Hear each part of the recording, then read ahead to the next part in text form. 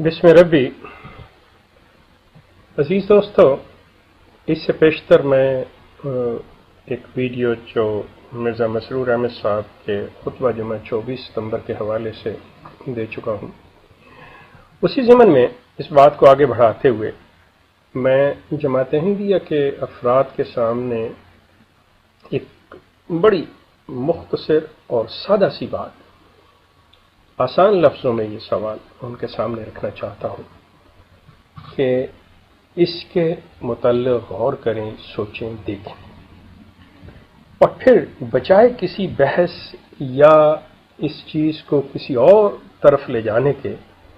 अगर आप वाक़अतन संजीदा हैं तो इस पर गौर कीजिएगा। बात ये, मैंने अपनी एक वीडियो में कुछ अर्सा पहले एक बात कही थी कि मैं जमात अहमदिया को ख़त्म नहीं कर सकता, ना मैं जमात अहमदिया को ख़त्म करने के लिए ये काम कर रहा हूँ, और ना ही जमात अहमदिया ख़त्म की जा सकती है। जिस तरह नेकी और बदी, अच्छाई और बुराई, अच्छाई अच्छे होते हुए भी बुराई को ख़त्म नहीं कर सकी और न कर सकेगी, क्योंकि अच्छाई का अपनी सर्वाइवल और अपना जो वजूद है वो तभी कायम रहता है कि अगर उसकी तफरीक किसी के साथ हो सके कि वो बुराई मौजूद है। लेकिन इसका ये मतलब नहीं कि ये बराबर होते हैं। इसका ये मकसद है कि वो किसी न किसी शक्ल और किसी न किसी तादाद जो कि बहुत मामूली होती है उसमें तो आ सकती है, लेकिन कंप्लीटली 100% एलिमिनेट नहीं हो सकती। इसी तरह जमात अहमदिया, आज कितने दूसरे और जो दुनिया में मज़ाहब आए, कौमें मिट गईं, उनके भी बहुत से तो कहीं न कहीं किसी न किसी शक्ल में हर चीज़ जो है अब मौजूद है जो पहले थी। इससे अक़वाम जो हैं सबक लेती हैं, वो तारीख का हिस्सा बन जाया करती हैं। इसी तरह जमात अहमदिया में लोगों के अंदर तब्दीली ज़रूर आएगी। मैंने जो बात की थी और मैं जो चाह रहा हूँ और मैंने जो कहा था वो ये कि मैं एक इनकलाब की बुनियाद रख रहा हूं। मेरे जहन में यह था कि मैं इनकलाब ला नहीं सकता, मैं अपने आप को इस अहल नहीं समझता, लेकिन मैंने ये जरूर कि मैं आप लोगों की तवज्जो उस तरफ और वो इनकलाब की बुनियाद जो है वो मैं रख रहा था। मेरी तवक्को से बढ़ के, मेरी सोच से बढ़ के इसके नताइज निकले। ऐसे लोग इसके अंदर शामिल हुए जिनका मैं बारहा जिक्र कर चुका हूं, और उन लोगों का ताल्लुक भी इसी कल्ट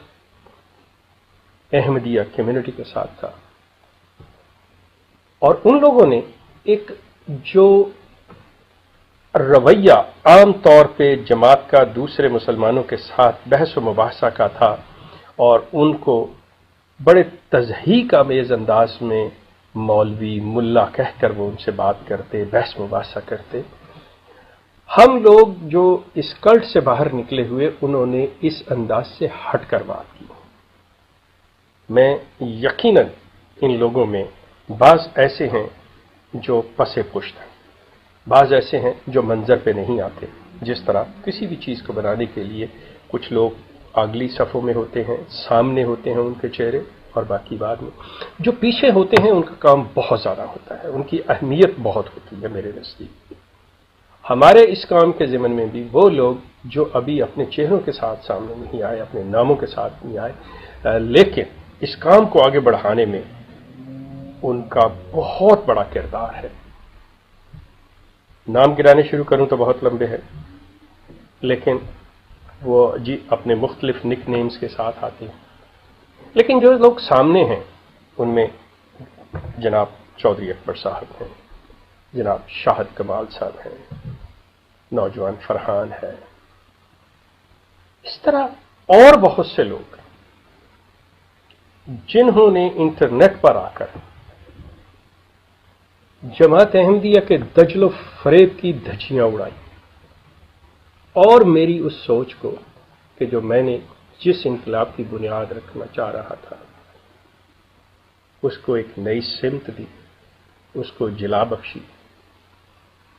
اور آج یہ دیکھیں کہ جماعت کا وہ، جیسا کہ میں اپنی پچھلی ویڈیو میں کہہ چکا ہوں کہ جماعت کا وہ دجل اور فریب جو ڈرامہ کرتی چلی آئی تھی جماعت سب دنیا کے سامنے، ہر سال وہ ایک مجمع لگایا کرتے تھے کہ ہماری عالمی بیعت ہو رہی ہے، اتنے لاکھوں کروڑوں لوگ جو ہیں وہ احمدیت میں داخل ہو گئے۔ آج اس کا پول اسی نیٹ کے ذریعے انہی احباب میں کہوں گا، اور وہ جو اس کے پیچھے ہیں، جو سامنے نہیں ہے پتہ پر، ان کی کاوشوں سے، ان کی محنتوں سے،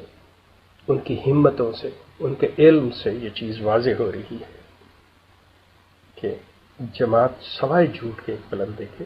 اور کچھ نہیں۔ عزیز دوستو، اب مرزا مسرور احمد صاحب اپنے نوجوانوں کو، جیسے کہ میں نے اپنی پہلی ویڈیو میں بھی کہا ہے، کہ یہ کہہ رہے ہیں کہ جی آپ آ جائیں میدانوں میں اور یہ جو ویب سائٹیں بیہودہ الزامات اور اعتراض کرتی ہیں ان کا جواب دیں، یہ کریں وہ کریں۔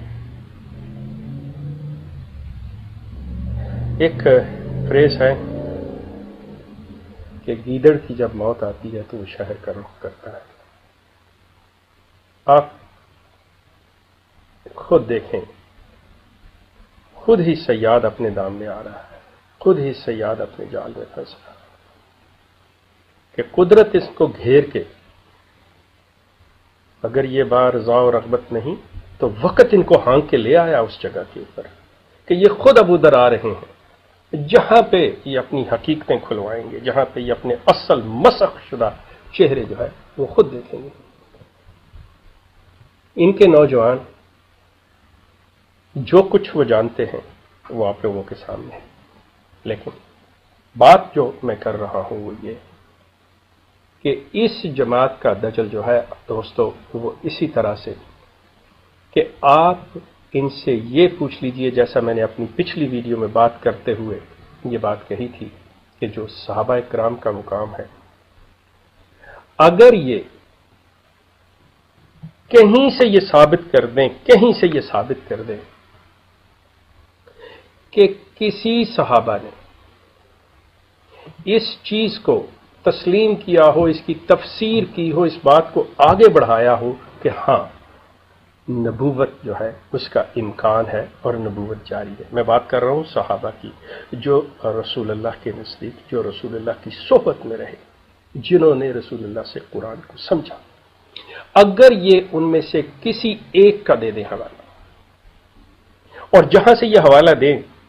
تو کیا ان کے نزدیک انہی صحابہ کی دوسری باتیں بھی ان کے لیے قابل قبول ہیں، یا پک اینڈ چوز کہ یہ چیزیں کچھ لے لیا اور کچھ چھوڑ دیا، جس کے بارے میں قرآن کا واضح حکم ہے کہ یہ کون لوگ ایسا کام کرتے ہیں؟ قرآن کو سمجھنے والے صحابہ تھے۔ اگر صحابہ کرام اس چیز کے اوپر اتفاق رکھتے، اگر صحابہ کرام کی ایسی رائے کہیں موجود ہے کہ ہاں نبوت جاری ہے، ہاں نبوت کا امکان ہے، ہاں نبی آ سکتا ہے اور نبی آئے گا، تو یقین کیجئے مجھے ماننے میں کوئی تعامل نہیں اگر آپ صحابہ کرام کا کوئی حوالہ لیں، لیکن اس کے ساتھ ہی کہ آپ ان کی دیگر، کیونکہ ایک کریڈیبلٹی اسٹیبلش ہوتی ہے، صحابہ کرام کی کریڈیبلٹی کو آپ چیلنج نہیں کر سکتے۔ جو اگر صحابہ کرام کی اگر آپ کہیں سے بھی یہ بات لے آئیں، میں جانتا ہوں کہ جماعت آئے گی وہی بات یہ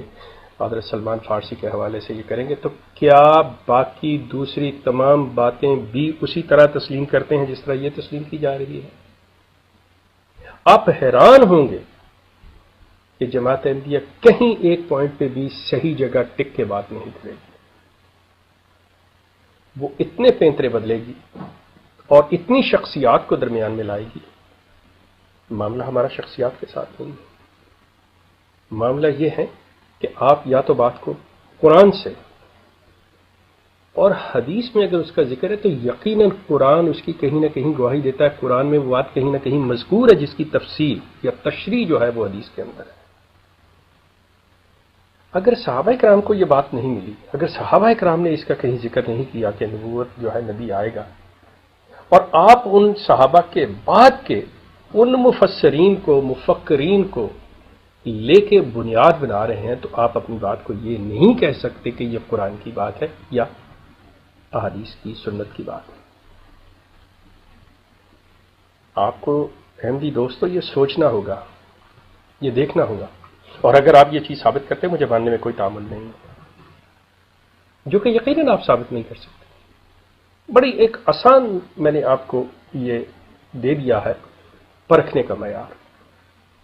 کہ کہیں سے یہ ثابت کر دیجئے کہ صحابہ سے زیادہ کون قرآن سمجھا، اور اگر صحابہ ہی نہیں کہتے آپ بعد کے لوگوں کی باتیں کرتے ہیں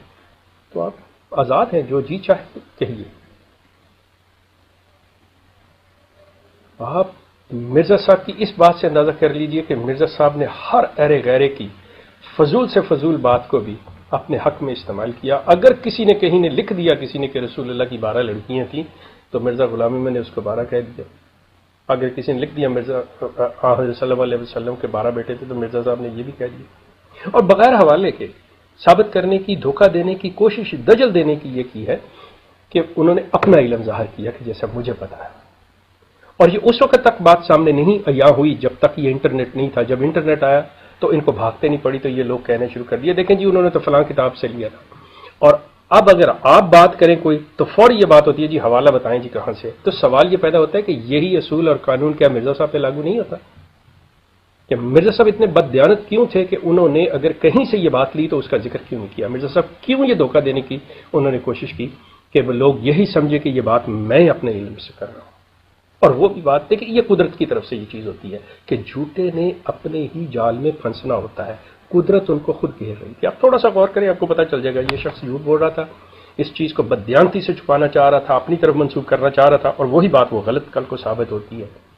تو قدرت کو اس کا جھوٹ اور اس کی جھوٹی ذات مقصود تھی۔ آپ اس چیز پہ غور کیجئے گا میرے دوستو، اگر آپ کہیں صحابہ کے کسی بھی صحابہ کی زبان سے یہ چیز کہ ہاں نبی نے آنا ہے، آپ بتائیے، میں اس پہ دیکھنے غور کرنے کو بالکل تیار ہوں۔ ہمارا سلسلہ جاری ہے۔ آپ کا بہت شکریہ۔